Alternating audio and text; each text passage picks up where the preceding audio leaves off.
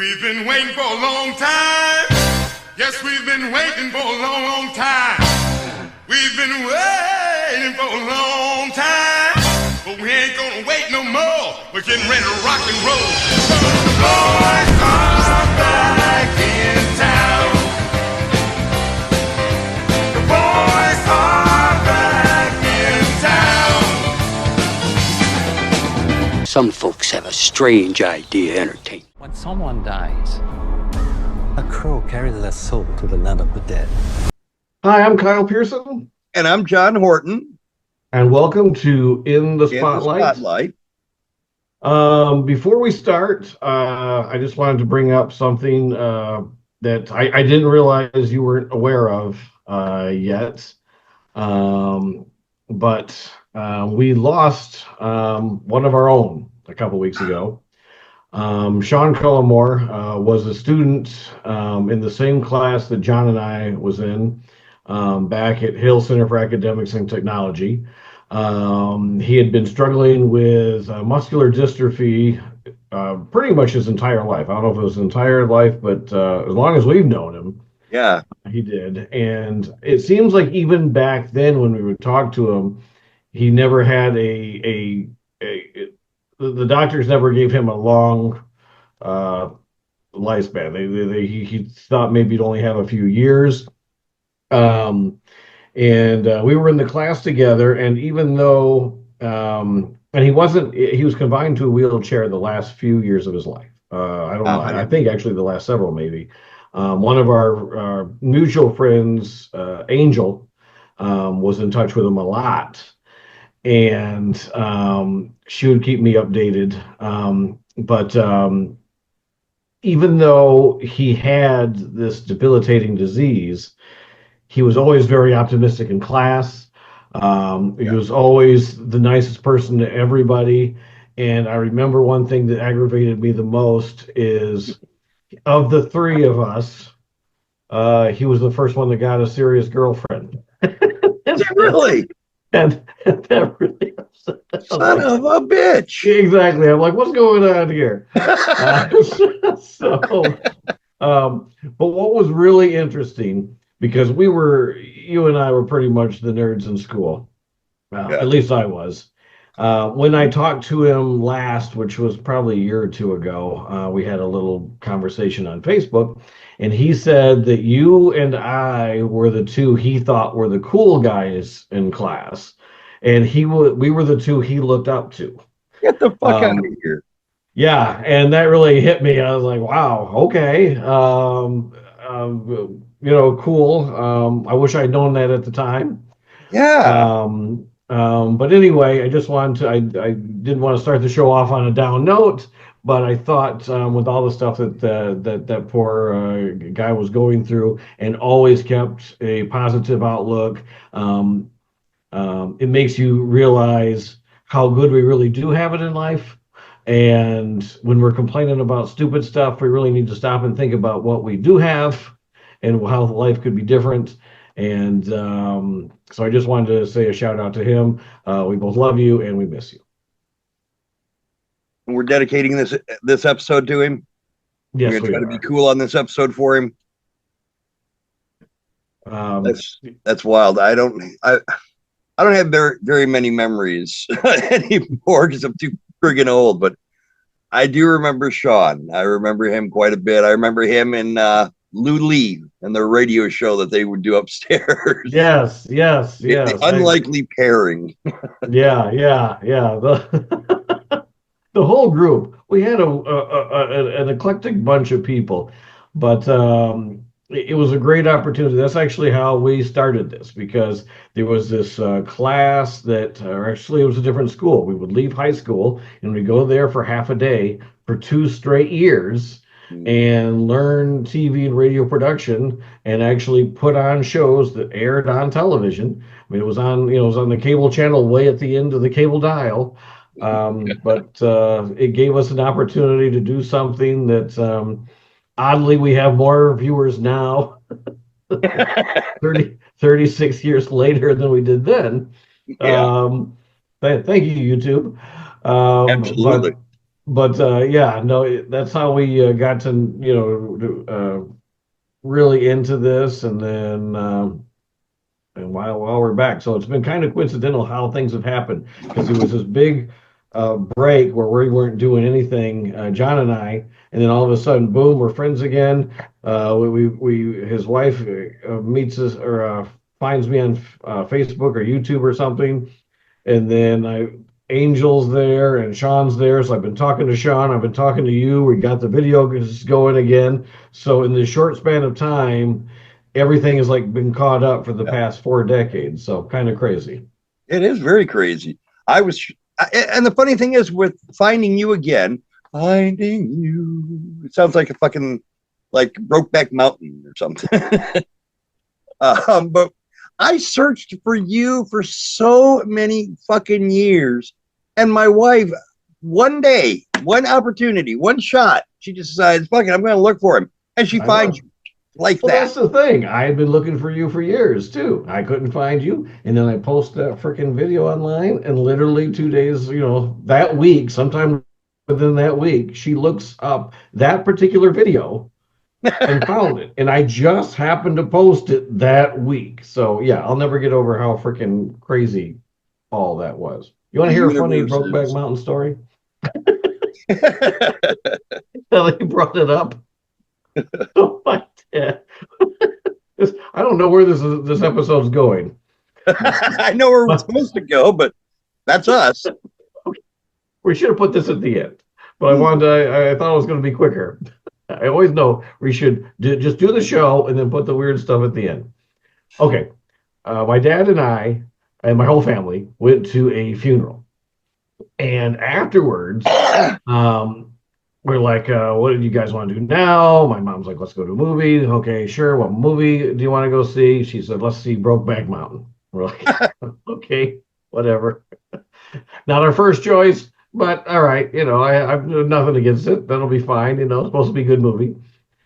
So we go, and both me and my dad are dressed up, and we have long overcoats. And the women go in the theater, and then we are buying the popcorn and pop. So we go into the theater, and they are in the very back row.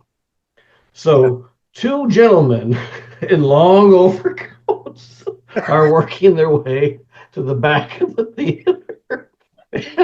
And I was just like, somebody's looking at us thinking, uh-oh. What the hell are they doing back there? Oh, Christ. Okay.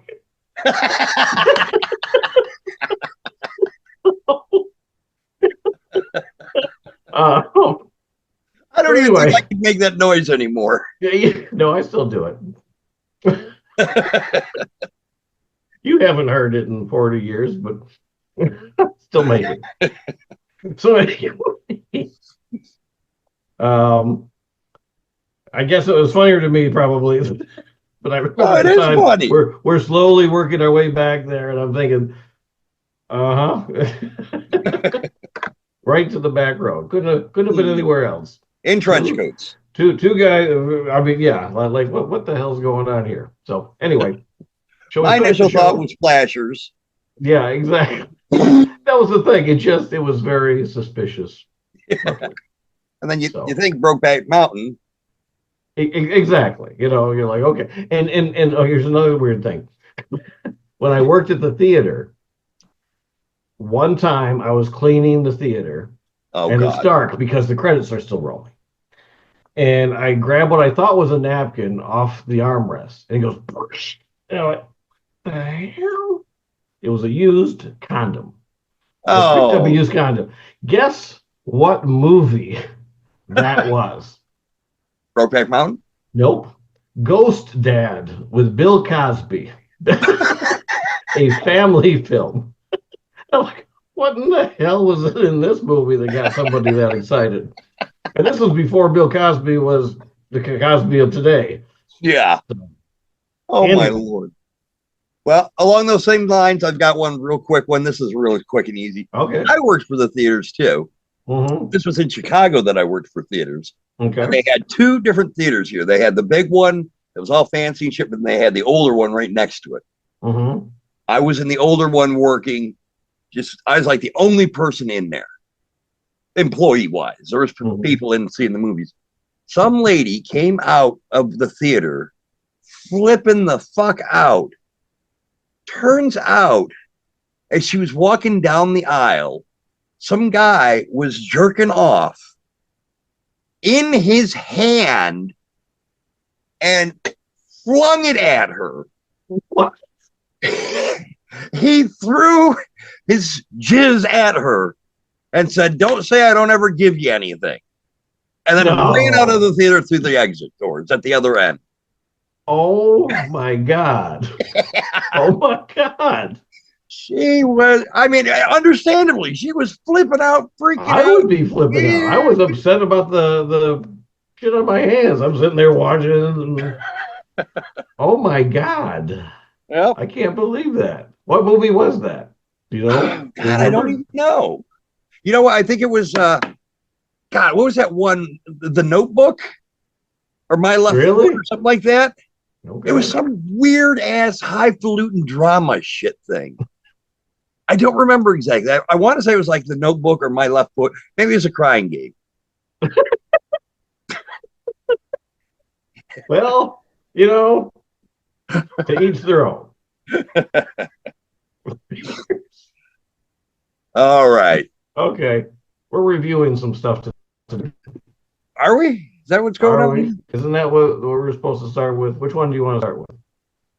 Well, let's start with Heretic, I guess, because I just watched that. Well, did you get The Crow watch? When did you watch The Crow? Yeah, I watched Crow last night.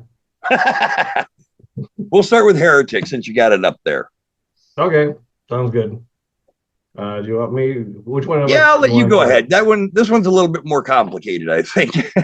Okay. Heretic is it's a film with religious themes.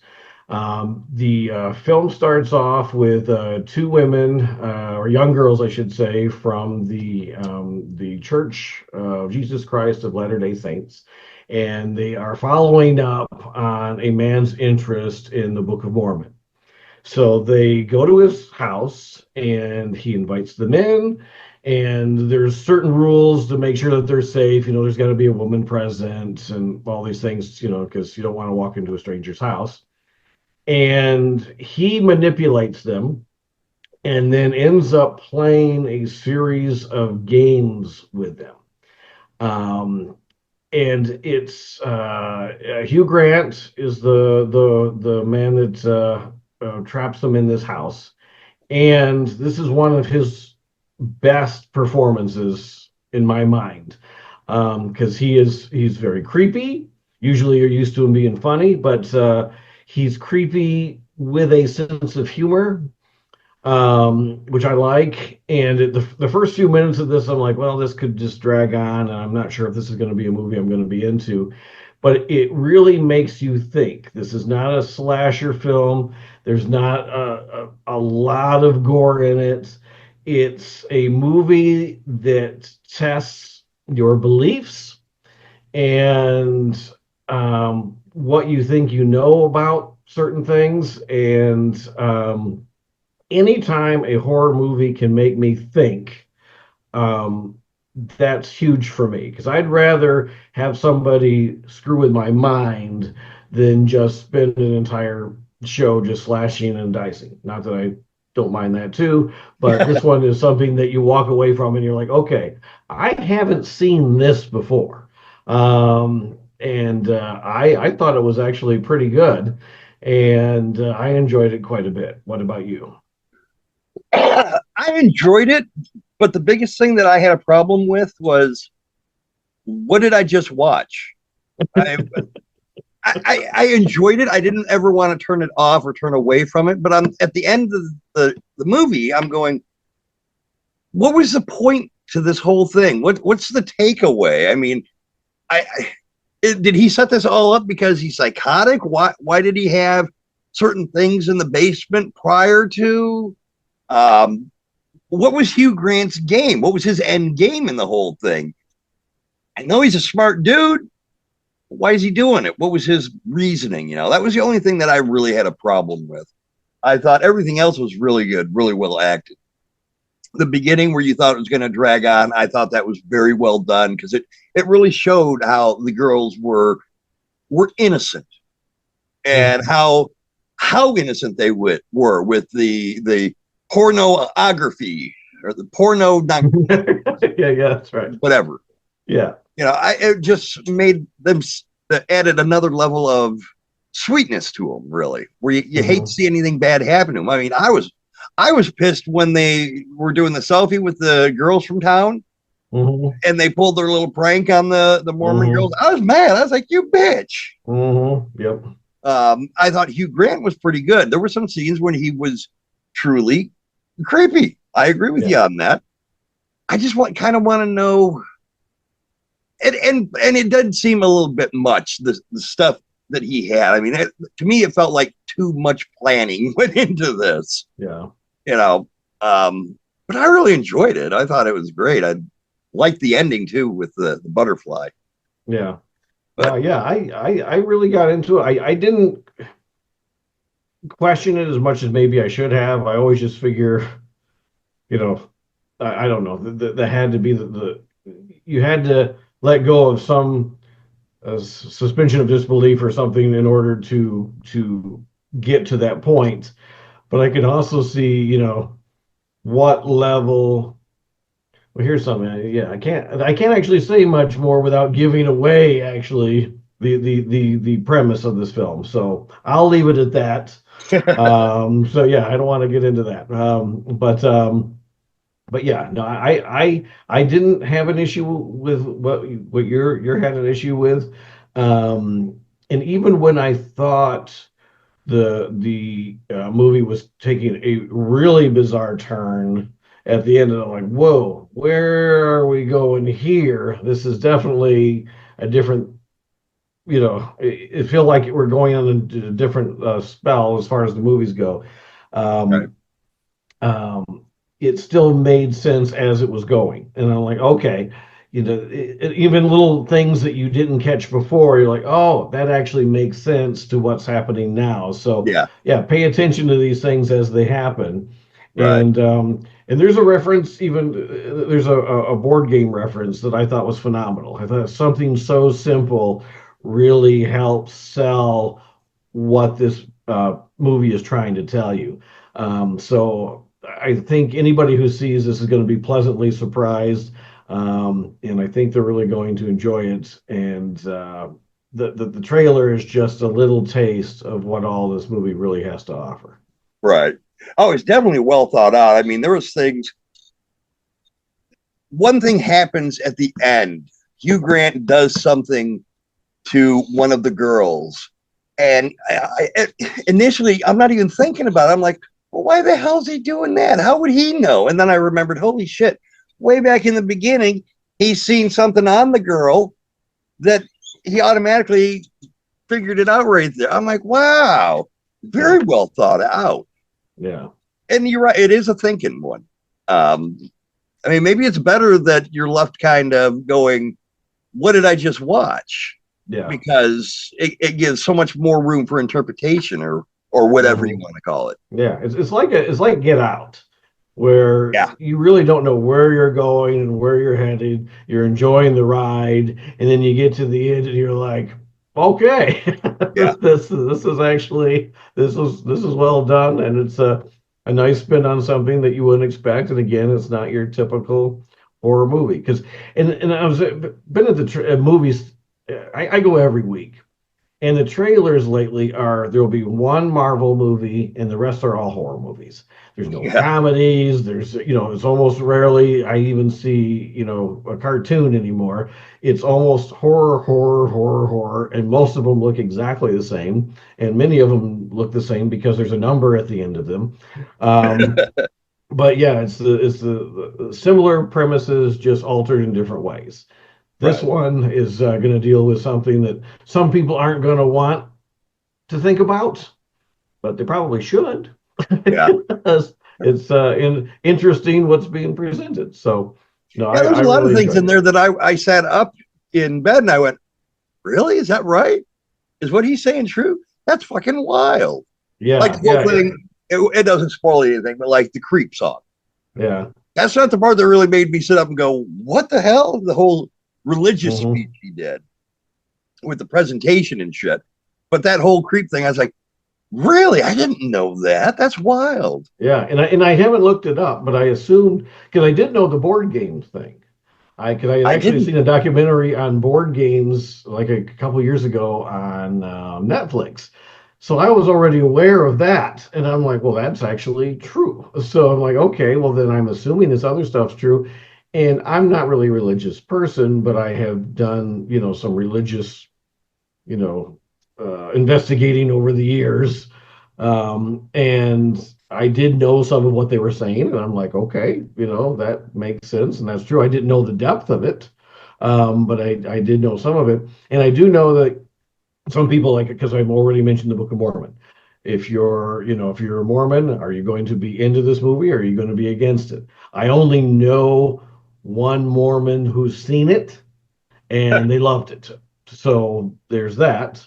Actually, the play, The Book of Mormon, is probably way more offensive Yeah. than this is, by the South Park creators, which, by the way, is one of my favorite musicals of all time. But yeah, so my wife was raised Catholic, so she's on that side. She loved the movie. Uh, I'm not saying none of them exist. I'm also saying I don't know which one's the real one.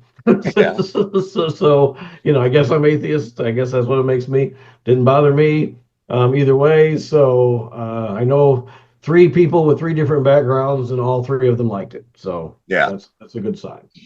And it's always cool to see a stereotype character, like you said, Hugh Grant, who normally plays the good guy, the goofy guy, Mhm. twisted up and appear in such a role like this.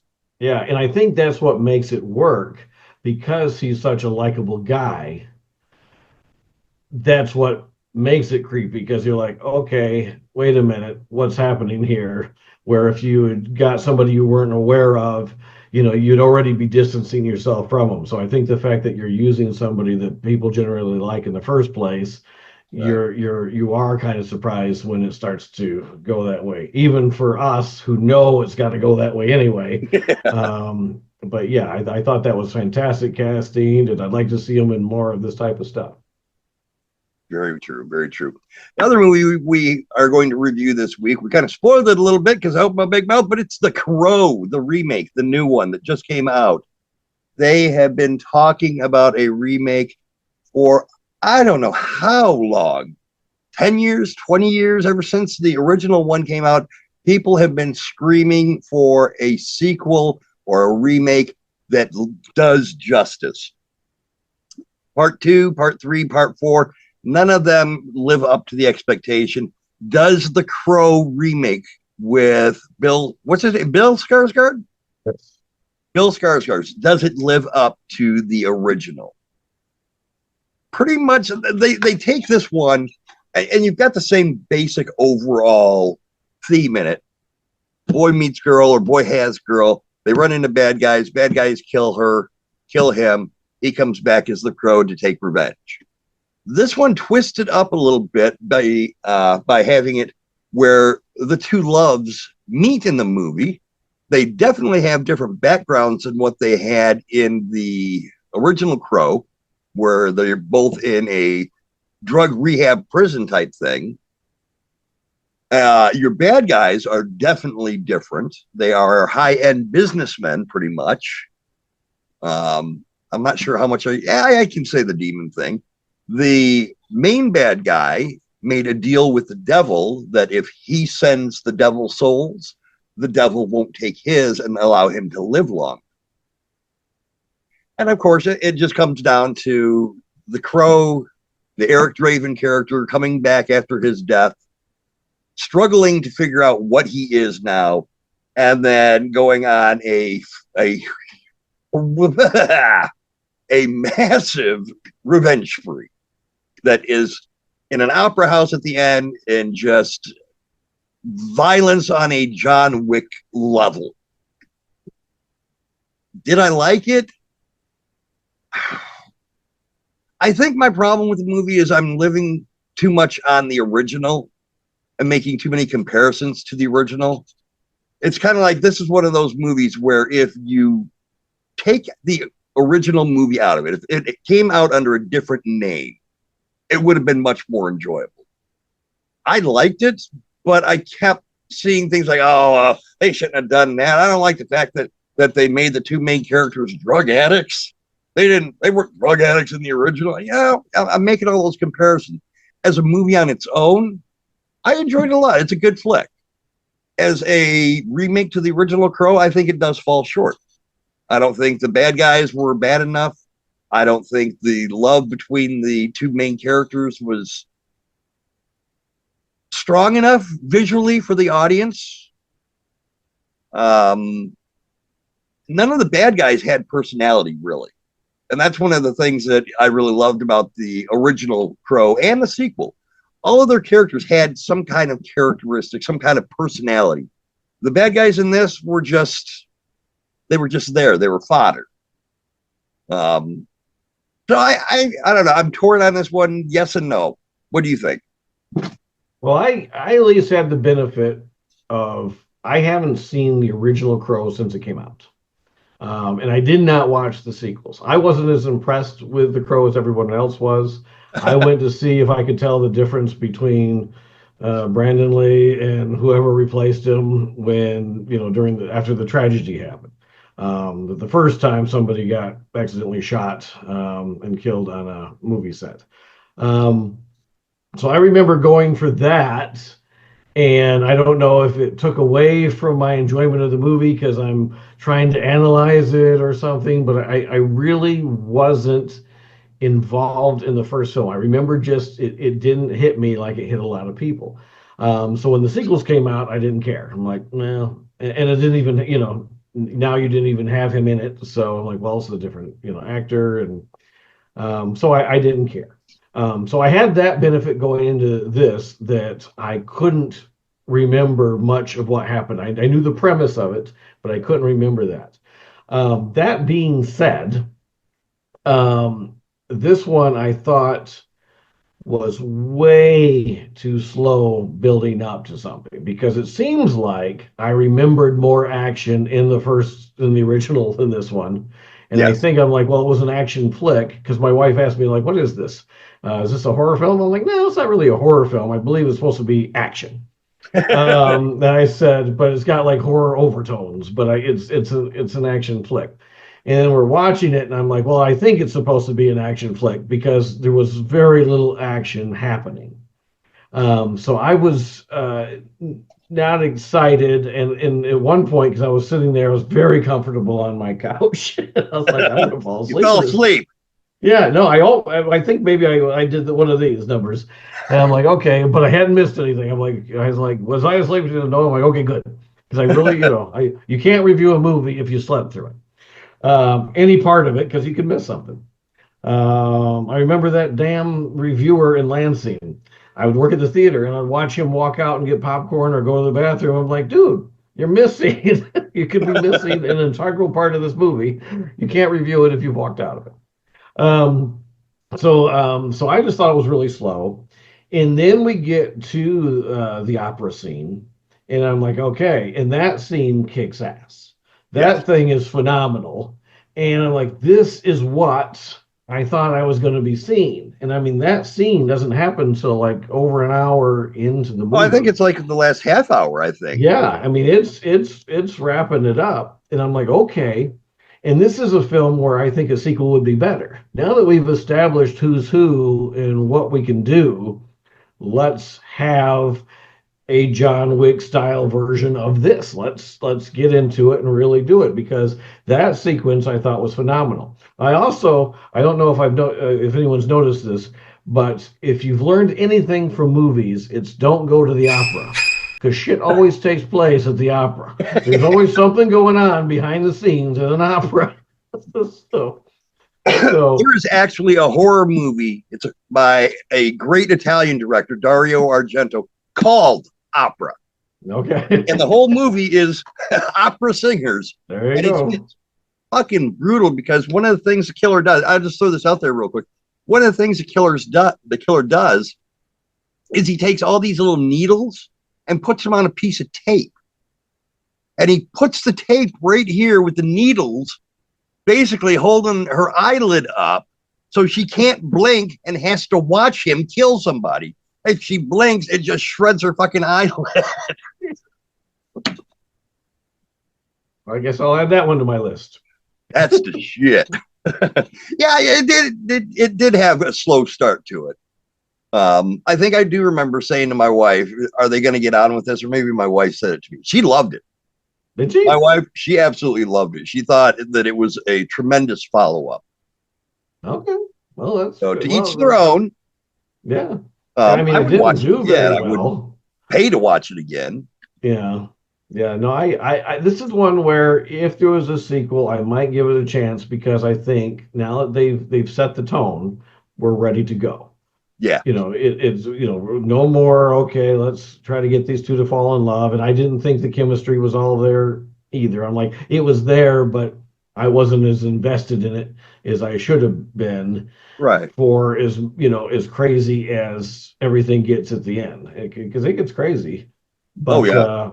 but it's that was the best part. By far. So yeah. So I would say so on this one, but let's try again. Give them one more shot. I know this one didn't do that well, but give them one more shot and see what happens instead of remaking it again and starting over again. Let's just try to see if we can improve on the formula that you now have. And keep these actors. Let us grow with these actors. Yes. Don't throw in Eric maybe as the Crow. Don't throw in Edward Furlong as the fucking Crow. Come on. Yeah, it does. Yeah, because it always, when you see that, it always feels like it's a remake already. Because you're like, all right, you're replacing the stars. If you can't get the one star you had, then make a different movie. So, but yeah, let's stick with these two, see what we can do, and then move on from there. So the Crow gets a meh, and Heretic gets a huge yes. Definitely check out Heretic. And that's going to be it for us for this week, boys and girls. You're going to want to stick around because we are going to be doing a review. I'm not going to spoil it, but we have an advanced screening that we're going to be doing here shortly, as well as our very first interview with the director of this surprise movie. Trauma fans, you will want to tune in. Until next time, it's John Horton. And Kyle Pierson. And we've been in the spotlight. Thank you. Thank you. No, thank you. Thank you. Can you guess what kind of pie she's making? Is it blueberry pie? It is blueberry pie.